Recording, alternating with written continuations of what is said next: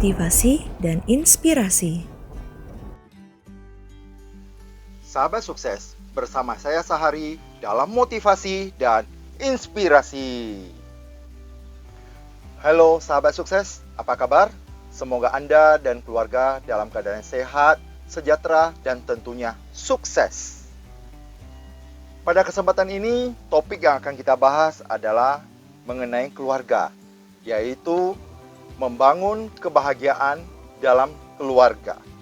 Kebahagiaan itu sederhana, di mana pikiran itu tenang, tanpa ada beban, itulah kebahagiaan. Tetapi itu tidak akan bertahan lama. Semua tergantung kepada kita bagaimana mempertahankan kebahagiaan tersebut di dalam pikiran kita. Karena pada prinsipnya, kebahagiaan dan penderitaan akan datang silih berganti pada kehidupan kita sehari-hari. Ketika kebahagiaan hadir, penderitaan lenyap. Dan penderitaan hadir, kebahagiaan lenyap. Itulah yang akan kita hadapi sehari-hari dalam kehidupan kita.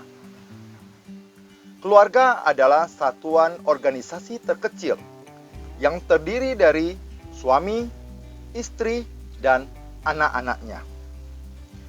Keluarga dapat kita ibaratkan seperti sebuah kapal kecil, di mana suami sebagai nakoda dan istri sebagai juru mesin dan anak-anaknya sebagai ABK-nya. Kapal kecil tersebut diibaratkan seperti sebuah keluarga, dan lautan tempat dia untuk menyeberangi adalah hambatan-hambatan yang akan mereka lalui, seperti angin, gelombang laut maupun badai. Itu adalah berbagai permasalahan-permasalahan yang akan mereka lalui dalam mengarungi bahtera rumah tangga. Sampai tidaknya kapal ini ketujuannya sangat tergantung kepada kerjasama tim yang ada di dalam kapal itu, yaitu kerjasama suami, istri, dan anak-anaknya. Karena dalam perjalanannya, sebuah kapal tidak mungkin berjalan dengan mulus, tetapi pasti diterpa oleh gelombang maupun angin. Apabila suami mempunyai pengalaman yang hebat dalam mengemudikan kapal tersebut, maka dia akan membawa keluarganya sampai ke tujuannya dengan selamat. Sebaliknya, apabila suaminya kurang berpengalaman, maka kapal itu akan karam dan tenggelam sebelum sampai pada tujuannya. Jadi, peranan suami di dalam rumah tangga adalah sebagai penunjuk atau pengarah di mana keluarga tersebut akan dibawa. Sebuah keluarga akan bahagia apabila pertama, suami dan istri menyadari kekurangannya masing-masing. Suami juga menyadari bahwa istri yang dipersuntingnya atau wanita yang dipersuntingnya adalah mempunyai kelebihan yang akan menutupi kelemahannya. Begitu pula istri yang mau dengan suaminya atau seorang pria, dia juga mengharapkan seorang pria yang mampu menutupi kekurangannya. Ini berarti suami dan istri masing-masing mempunyai kekurangan yang berbeda. Dan suami dan istri masing-masing juga mempunyai kelebihan yang berbeda. Dengan demikian, mereka bisa saling mengisi satu sama lainnya. Dengan demikian, yang ada hanya kelebihan. Ketika kelebihan itu tercapai, itulah kebahagiaan dalam rumah tangga. Ini yang pertama.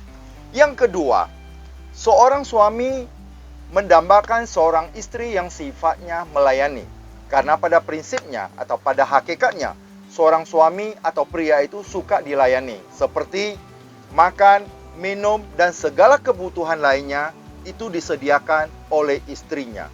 Ini adalah yang paling didambakan oleh seorang pria atau suami. Sedangkan istri mendambakan seorang suami yang bisa memberikan perlindungan dan perhatian kepadanya. Kebutuhan seorang istri atau wanita lebih banyak dari seorang pria. Seorang istri sangat mendambakan seorang pria yang bisa memberikan perhatian lebih. Seperti ketika dia ulang tahun, suami mengingat hari ulang tahunnya, memberikan hadiah, bahkan memberikannya bunga yang dia beli dan dipersembahkan kepada istrinya, dan dia cium istrinya, "Selamat ulang tahun istriku tercinta." Ini yang sangat disenangi oleh wanita. Yang kedua adalah wanita juga menyukai hadiah. Hadiah apa saja yang kita berikan, yang penting memberikan perhatian khusus kepada istri. Seorang suami ataupun istri dilarang menceritakan permasalahan rumah tangganya kepada orang lain atau kepada pihak ketiga.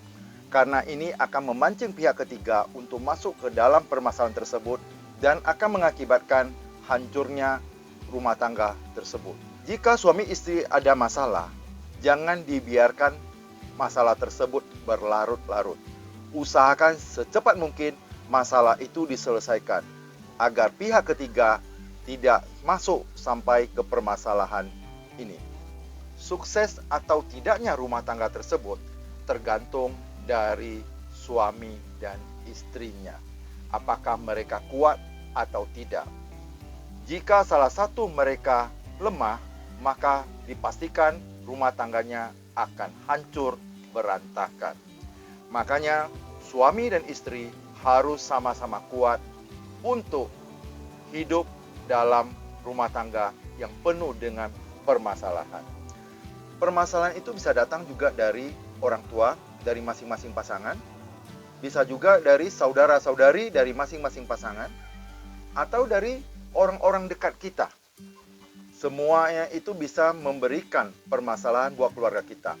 Untuk itu, suami istri harus memiliki pengertian satu sama lainnya dan saling terbuka satu sama lainnya agar pihak ketiga tidak diberi kesempatan untuk masuk dalam permasalahan keluarga.